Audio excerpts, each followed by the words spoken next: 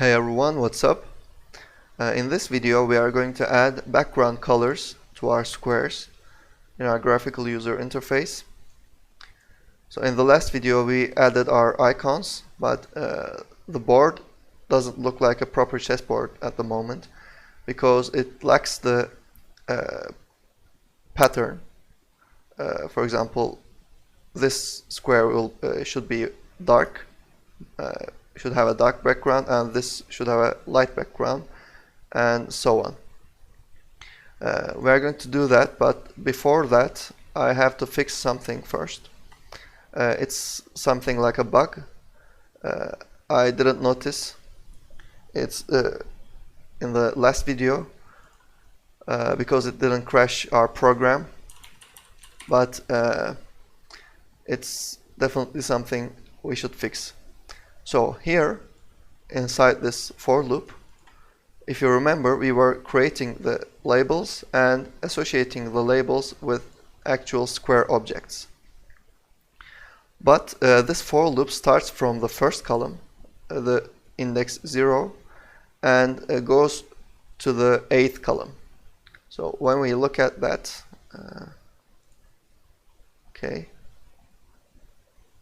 when we look at that, we see that the first column is not actually a column of squares. It's actually the column where we put our row numbers. So this line is actually associating a square to the row labels in the first iteration. So in order to fix that, we can add simply 1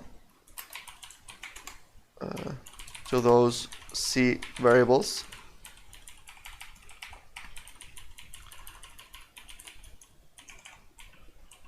and when we run this once more, we shouldn't see any visual changes, but the association is now correct internally. So this could become a problem later. It's a good thing that we fixed it now, and we have to do something else before painting our background colors, and it's about using this post-construct method in a wrong way. Currently we're not using this for its true purpose, because let's run this again.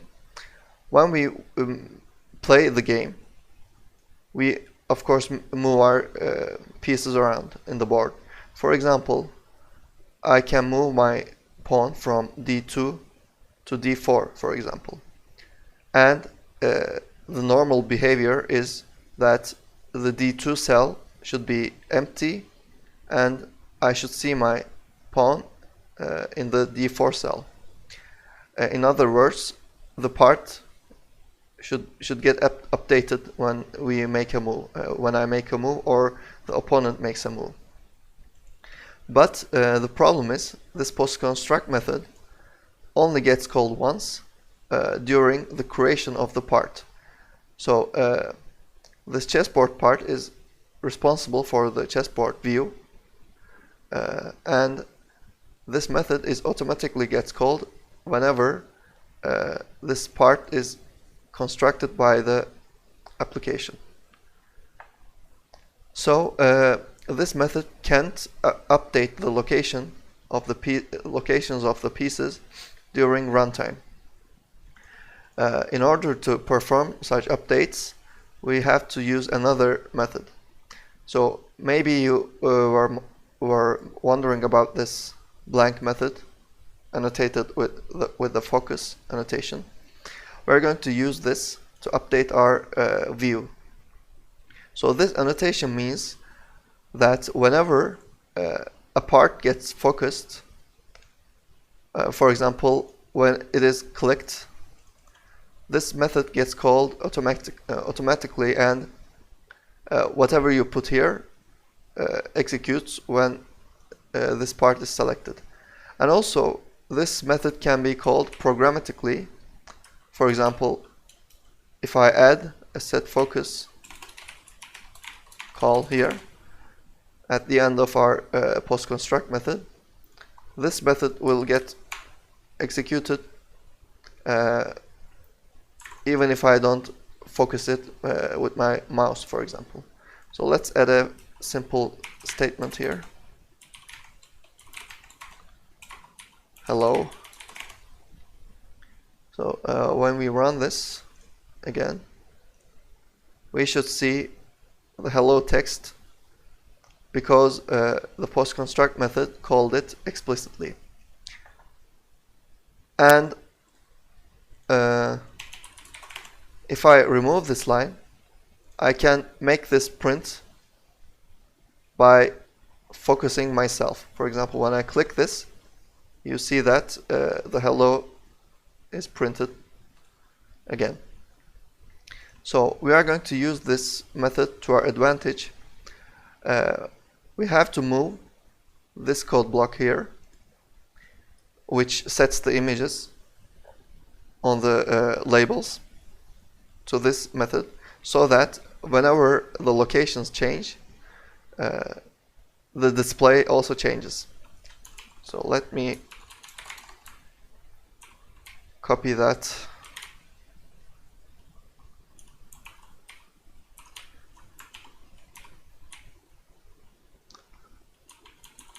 and get rid of the unnecessary lines. We only need this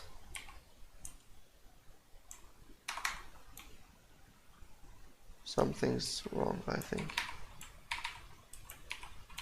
Alright, so we only need this section, and we can delete it from the post construct method. And when we run our application once more, okay, so the reason it shows up like that is because this method has never executed. I have to click to run this section, this piece of code. So in order to solve that issue, I can add a set focus line just like before, and the issue should go away now. So here, and now we are ready to paint our squares with the corresponding backgrounds. So we are going to do this also in our set focus method, and we are going to check something simple to determine which color we are going to use. So R plus C is divisible by 2 means that we are going to paint this square with a dark color. And if it's not divisible, we are going to paint it with a light color. So we can do this by squares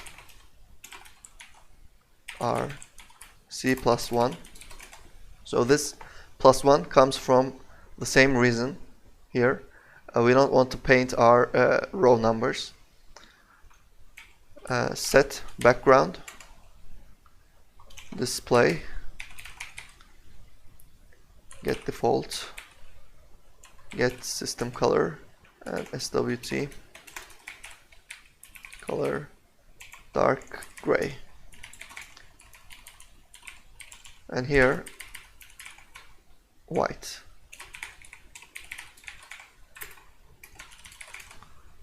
Let me run this and check if it's right. So as you see, it looks exactly like a proper chessboard now. So you might be wondering why we are putting this background painting job inside our set focus method, because it seems like a one-time job. You paint your backgrounds once and it doesn't change throughout the game. That's right, but there are some exceptions. In the future, when we make moves, for example, I choose my pawn and move it here or here. When I choose my pawn, I want to see those two squares highlighted with a different background color. So for example, these two should be blue if this is selected, and for example, if this knight is selected, I want these two squares get highlighted. So in order to do that, each turn different squares should be highlighted, and because of that, the set background methods should be called inside this set focus method.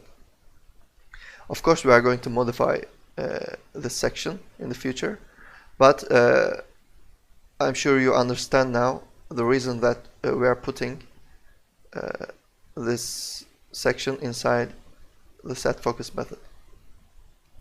So that's it for today's video.